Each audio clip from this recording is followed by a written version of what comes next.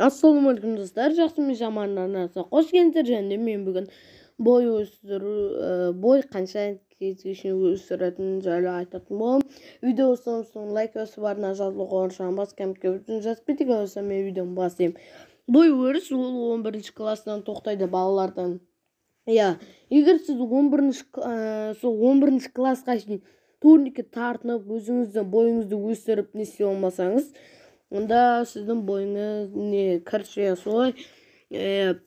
Достар, егер сіз 11 класс боласыз, сізден бойы кішкентай балалар сізбен тең болады. Және де қыздардың көп болса 2-ші, 5-ші, 7-ші классқа шейін өседі. Әрі қарай олардың бойлары өспей қалады.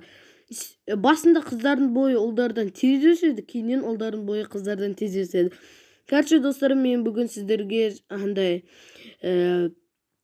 бой өріс жайлы айттым. Жақсы мен жаман арасында қоштау, аман жақсы болыңыздар.